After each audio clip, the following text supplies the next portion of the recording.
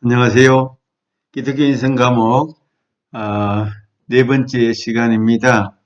제4장 데토로노미 신명기에 대한 말씀입니다. 신명기는 모세의 기록 가운데 마지막 번째입니다. 다섯 번째죠. 창세기, 출애굽기, 레위기, 민수기, 신명기. 모세가 기록한 다섯 번째 성경책입니다. 출애굽한 이후에 그 긴 여정, 40년 동안의 여정을 돌아보면서 다시 한번 미래를 조명하는 그런 말씀들인데, 모세의 나이 120세에 이제 하나님 앞에 가기 전에 마지막 유언의 설교 말씀과 같은 것입니다. 그래서 모압 땅에서 눈앞에 저 건너편 가나안, 요단강 건너편에 가나안 땅을 바라보면서 이제 마지막 백성들에게 남기는 모세의 유언과 같은 마지막 설교 말씀이라 이렇게 생각할 수 있습니다. 신명기 한자로 펼칠 신자죠. 펼칠 신. 그리고 명령한다. 하나님께서 명령하신 것을 펼치신 그런 기록물이다. 이런 의미가 되겠죠.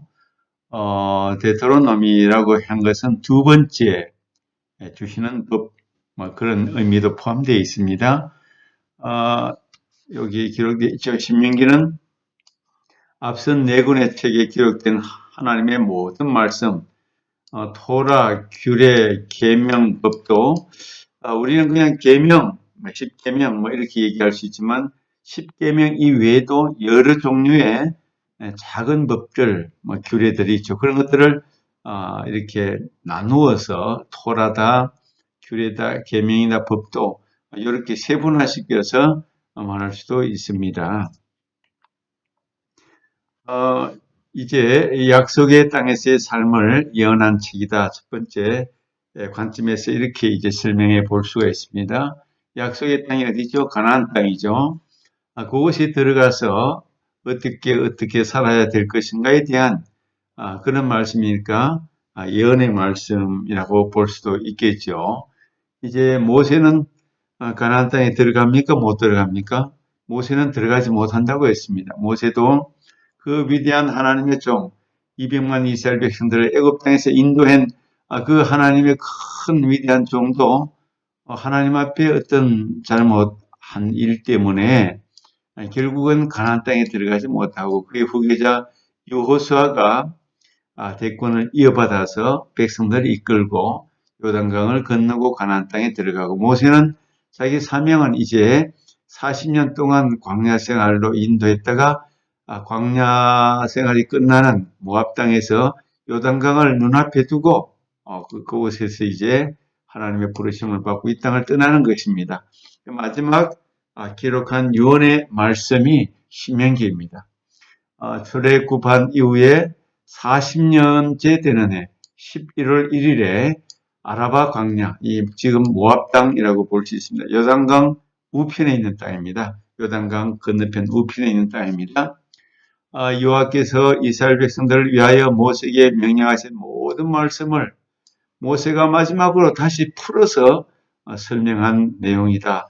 출애굽기에도 있는 말씀도 있고 또 레위기에 있는 말씀, 또 앞에 민수기에 있는 모든 말씀들, 물론 동일한 말씀은 아니지만 광야 생활 40년을 쭉 이어오면서 하나님이 명령하시고 당부하시고 교훈하신 말씀을 신명기에 요약했다. 결론적으로 다 요약했다. 마지막 요약 작품이다. 그렇게 볼 수도 있습니다. 모세 오경의 절정이고 결론이다. 가장 위대한 선지자, 구약에 많은 선지자, 많은 예언자, 많은 종들이 있지만 모세만큼 위대한 종은 별로 없습니다. 모세는 하나님과 직접 대면하고 십계명을 받은 시내산에서 40일 동안 하나님과 함께 만났던 위대한 종입니다. 모세가 전하는 최초의 예언책이기도 하다. 왜냐하면 다른 책보다도 신명기에는 미래에 대해서, 장래에 대해서 가나안 땅에 들어가서 이스라엘 백성들이 살아가야 할 미래 예언적인 그런 내용들도 담겨 있기 때문에 이렇게 설명하는 것입니다. 이스라엘 선조들과의 약속, 에집트에서의 종살이 하던 자리에서 구원해 주신 과거의 종살이 출애굽 사건을 기억하며 40년 전의 이야기지 않습니까? 40년이 지나서 광야 생활 40년을 하고 이제 11월 1일 아라바 광야에서 모세는 이제 여기서 죽게 되죠. 출애굽한 그 40년 전의 이야기를 쭉 돌아보면서 시내산과 광야에서 이스라엘 백성들이 경험했던 모든 이야기들을 이제 과거를 돌아보면 40년 전의 모든 이야기들을 다시 돌아보면서 이제 약속의 땅 가나안을 눈앞에 두고 그렇게 미래에 대한 예언도 되고 과거에 대한 회상도 되는 그런 말씀이죠. 우리 예를 들어서 부모님이 세상을 떠나기 전에 자녀들에게 유언을 남긴다고 생각해 보세요. 내가 이렇게 세상을 살았고 너희가 어릴 때에 어디에서 살았고 어떻게 너희들을 돌봤고 또 오늘 이제 너는 세상을 떠나는데 너희들에게 이렇게 살기를 원한다. 이런 유언과 같은 말씀이 신명기에 담겨 있다고 보시면 됩니다. 자, 여기 이제 40년 주 광야 생활을 이어오는데 가데스 바네아에서부터 느보산까지 느보산이 여기 있습니다. 여기서 이제 결국은 모세는 여기가 모압 땅인데 여기에서 이제 모세는 죽게 되죠. 결국 이제 요 위에가 요단강이 있는데 요단강을 요 건너면은 이제 가나안인데 여기 건너가지 못하고 여기서부터 이렇게 빨간 선으로 있는 이쪽으로 갔다는 설도 있고 또 이렇게 파란 선으로 따라갔다는 설도 있는데 이거는 과거에 오래전의 역사이기 때문에 그 추정해 보는데 정확하지 않은 부분들도 있기 때문에 이렇게 기록을 한 것입니다. 40년 동안 이 광야를 여러 곳에 이렇게 돌다가 여기서 하나님의 훈련이었습니다. 결국 마지막 40년째 이렇게 가서 결국은 이제 이곳에서 마지막 종말을 구하게 되는 것이죠. 모세는 전체적으로 보면 이렇습니다. 요단강이 여기 있죠. 요단강이 여기 있습니다. 그래서 요단강을 앞에 두고 모세는 모압 땅 이 지역에서 마지막 최후의 삶을 마치게 되는 것입니다. 약속의 땅에서 삶을 예언한 책이다. 그래서 전체적인 신명기 구조를 보면 1장에서 신명기는 34장까지 있는데 이런 것을 우리가 자세히 여러분들이 알면 좋지만 또 몰라도 대충 이런 내용을 담고 있다. 신명기는 모세의 예언이다, 유언이다, 마지막 유언이다 이렇게 이해하셔도 좋겠습니다. 1장에서 4장까지는 시나의 산을 출발해서 이 과거를 회상하는 거죠. 그 여정에 대해서 가르쳐주고 있고 5장에서 11장까지는 하나님의 언약, 법도, 규례를 잘 지키라, 준수해라 그런 권면의 말씀 12장에서 26장까지는 하나님 백성들이 준수해야 할 핵심적인 율법, 신명기 법전에 대한 그런 가르침의 말씀이 나타나고 27장에서 30장까지는 복과 저주, 이제 하나님의 말씀을 잘 듣고 순종하면 복을 받을 것이고 하나님을 떠나면 저주가 임할 것이라는 그런 은혜에 대한 새로운 확신의 확인에 대한 그런 말씀이 있고 마지막 31장에서 34장까지는 여호수아 모세의 후계자였던 여호수아를 임명하고 자기가 이제 죽기 때문에 하나님이 뽑으신 하나님의 종 여호수아를 임명하고 모세의 노래가 있습니다. 또 12지파를 축복하는 축복 선언문도 있습니다.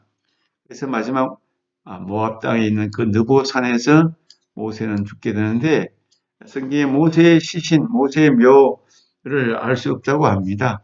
왜냐하면 사람들이 그것을 우상화시키고 신성시할까봐 하나님이 모르게 그렇게 하셨다는 거죠. 모세는 하나님의 명령에 의해 자신의 후임으로 후계자 여호수아를 세우고 축복함으로 이스라엘 백성들의 미래에 대해서 준비하게 하고 미래를 향하여 나갈 수 있도록 하나님이 다 준비를 그의 후계자를 잘 세워 주신 것입니다. 또 이제 전체적으로 보면 이제 회상, 권고, 하나님의 권고, 모세를 통하여 이렇게 살아야 된다. 법전이 있고 언약을 잘 지키면 그 결과적으로 이런 결과가 나타난다.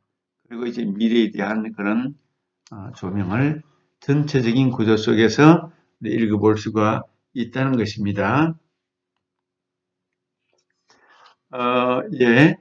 회상, 과거에 대한 회상으로 1장에서 4장까지인데 호렙산에서 가데스 바네아까지 그 여정을 회고해 보면서 그때 백성들이 이렇게 불순종했다.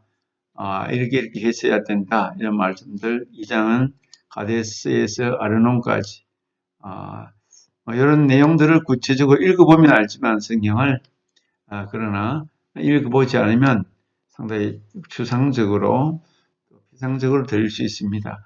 신명기 말씀은 모세의 아주 강력한 유언이 담겨 있기 때문에 자세히 읽어보면 감동적이고 굉장히 참 모세의 마음, 하나님께서 그 백성을 사랑하는 마음을 읽어볼 수가 있습니다.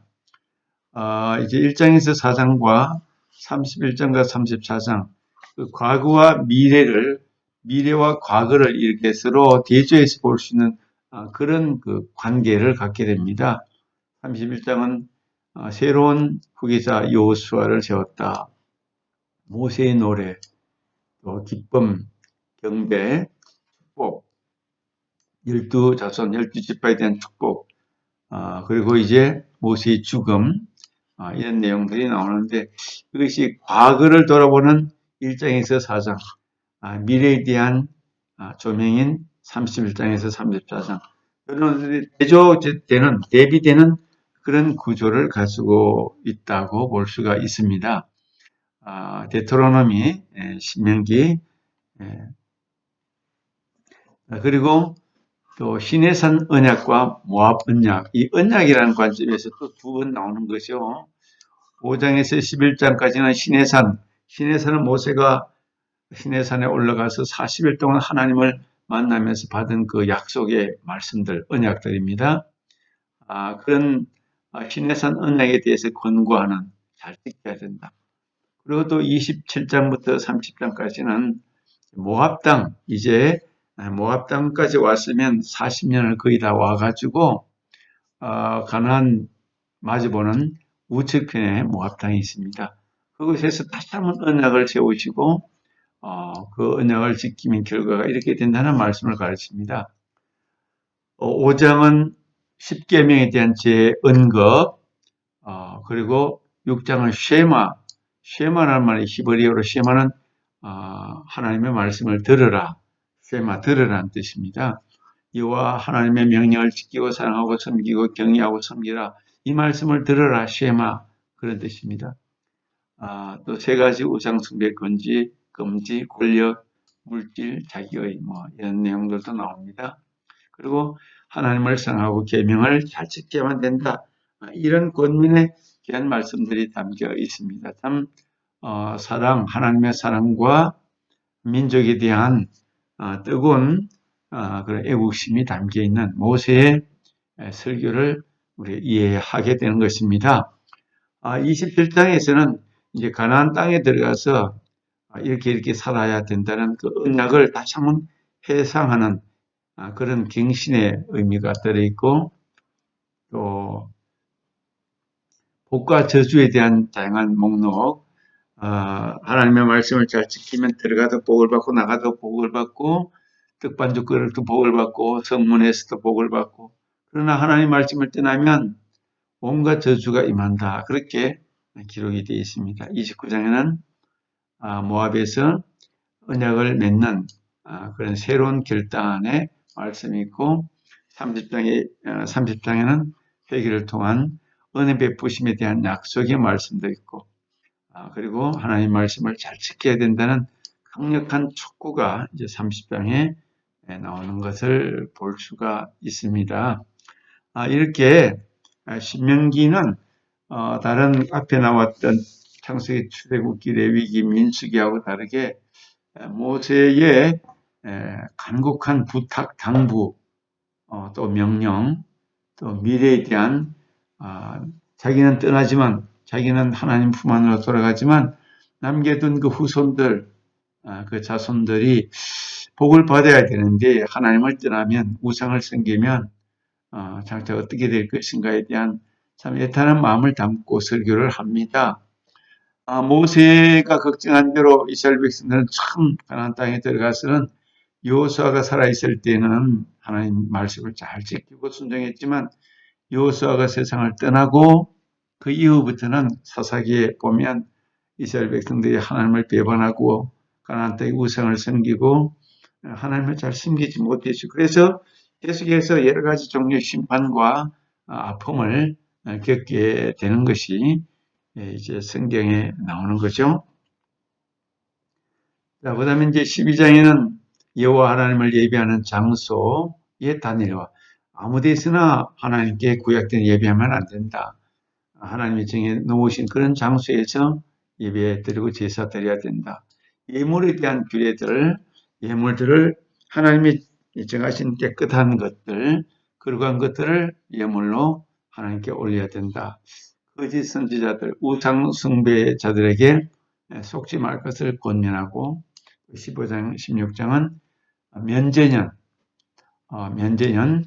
말하자면 일주일 동안 가운데 6일 동안 일하고 하루는 쉬고 또 농사를 지어도 6년 동안 일하고 1년은 땅을 쉬게 하고 또 7년을 이제 7번 지나고 난 다음에 50년째는 이제 희년이라고 해서 이제 자유를 선포하는 그런 하나님 나라 하나님의 법은 이렇게 계속해서 일하고 계속해서 노동하는 것이 아니라 하나님이 6일 동안 창조하시고 하루를 쉬신 것처럼 인간에게 또 자연 만물에게도 쉼의 시간, 면제년 같은 것이 주어져 있습니다. 3대 절기, 이스라엘 백성들의 가장 큰 절기인 3대 절기, 6월절, 77절, 초막절.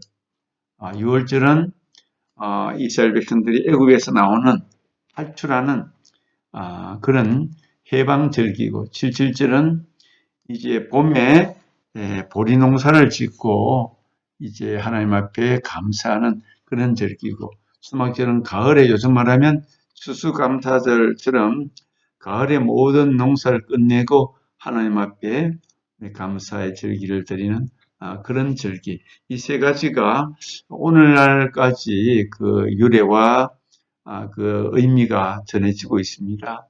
그래서 이스라엘 백성들, 유대인들에게는 이 6월절을 가장 큰 절기로 기억하고 있는데 이것이 성경에 잘 이렇게 설명하고 기록하고 또 언약의 약속으로 백성들이 지키도록 그렇게 세워놓았습니다. 그 다음에 16장에서 18장까지는 재판장과 왕, 제사장, 선지자들에 대한 규정들을 언급해 놓고 있습니다. 우상 숭배하는 자들을 절대로 용납해서는 안 된다.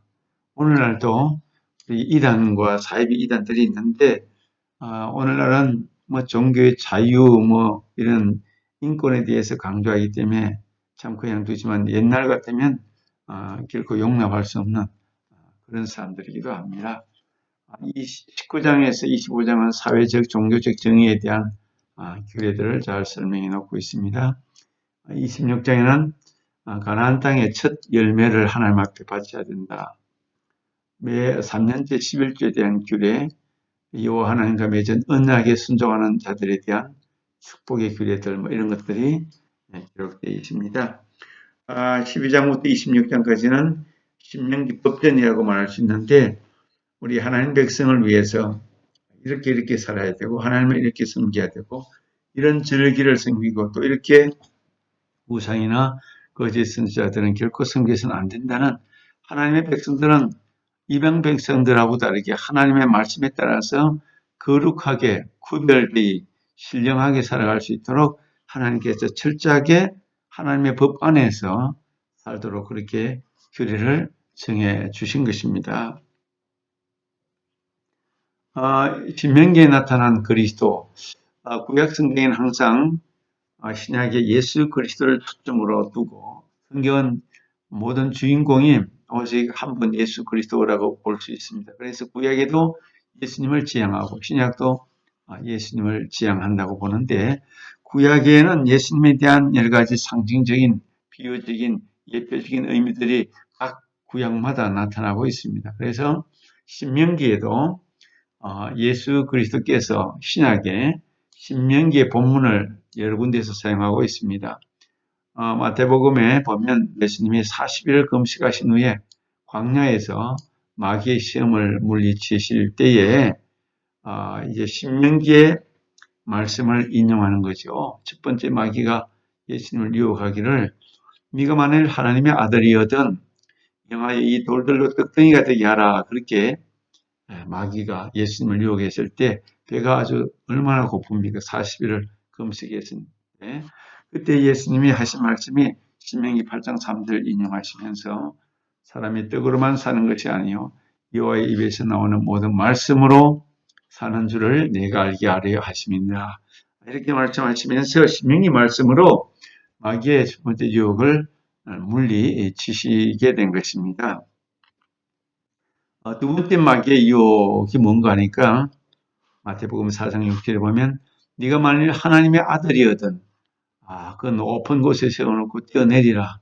그렇게 기록되었을 때 그가 너를 위하여 그의 사자들을 명하시더니 그들의 손으로 너를 받들어 발이 돌에 부딪히지 않게 하리로다.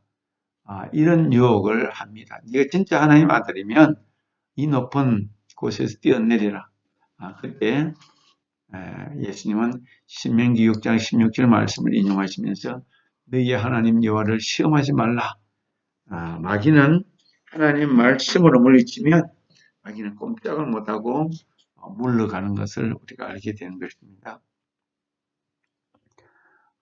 그리고 또 만일 내게 엎드려 경배하면 이 모든 것을 네게 주리라 이렇게 이제 마귀가 말했는데 예수님은 신명기 6장 13절 말씀으로 내 하나님 여호와를 경외하여 그를 섬기며 그에게 의지하고 그의 이름으로 맹세하라. 그렇게 신명기 구약에 하셨던 하나님의 말씀을 가지고 마귀를 단호하게 물리치고 또 거부하고 승리하시는 예수님의 모습을 우리가 볼 수가 있습니다. 그리고 또 예수님의 신명기 본문을 가지고 어떤 율법사가 예수님을 시험했습니다. 예수님에게 도전하고 신약시대에 보면 예수님에게 시험을 걸려고 하는 수많은 바리새인들 또 사두개인들 율법사들이 있었는데 한 율법사가 예수님을 시험하기를 율법 중에 어느 계명이 크니까 그렇게 질문을 던졌습니다. 그때 예수님은 너는 마음을 다하고 뜻을 다하고 마음을 다하고 뜻을 다하고 힘을 다하여 내 하나님 여호와를 사랑하라. 그렇게 신명기 6장 5절 말씀, 이 말씀은 참 유명한 말씀입니다. 암송해야 할 그런 소중한 말씀이죠. 너는 마음을 다하고 뜻을 다하고 힘을 다하여 내 하나님 여호와를 사랑하라. 그렇게 말씀을 해 주셨습니다. 그러니까 구약의 가장 중요한 계명은 예수님에 의하면 하나님을 사랑하는 것하고 이웃을 사랑하는 것하고 이 두 가지가 모든 계명의 핵심이다. 예수님은 가르쳐 주셨습니다. 그리고 예수님의 십자가 사역을 직접적으로 가리키는 구절이 바울 사도의 인용에 보면 나오는데 갈라디아서 3장 10절에 보면 이 율법의 말씀을 실행하지 아니하는 자는 저주를 받을 것이다. 그런 말씀을 이제 했죠. 그리고 신명기 6장 5절에 나무에 달린 자는 하나님께 저주를 받았음이니라. 그렇게 이제 말씀을 우리가 인용한 것을 이해해 볼 수가 있습니다. 신명기의 핵심 주제와 메시지를 우리 살펴보면 신명기의 핵심 주제는 우리 여호와 하나님을 아는 것과 하나님을 경외하는 것 이것을 통틀어서 사랑이다, 여호와를 사랑하라, 그런 말씀으로 이해할 수가 있는데, 이것이 신명기 6장 5절 말씀에 그대로 요약되어 있는 것을 깨달을 수 있습니다.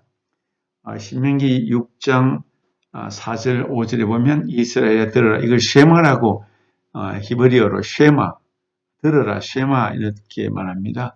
이스라엘에 들어라, 우리 하나님 여호와는 오직 유일한 여호와이시니 너는 마음을 다하고 뜻을 다하고 힘을 다하여 내 하나님 여호와를 사랑하라. 이것이 구약의 어떤 의미에서는 가장 핵심적인 주제, 신명기의 또한 주제이기도 합니다. 우리 하나님 여호와는 오직 한 분 하나님이시다. 유일한 하나님이시다. 너는 마음을 다하고 뜻을 다하고 힘을 다하여 내 하나님 여호와를 사랑하라. 우리 하나님을 사랑하면 인간으로서 가장 귀한 정체성, 가치관, 신앙관, 행복관을 회복할 수 있습니다. 하나님을 사랑하면 하나님이 주시는 모든 은혜와 복을 받기 때문에 그런 정체성이 준비가 되는 것입니다. 지금 여기 히브리어로 원문으로 신명기 6장 4절 5절 방금 읽었죠.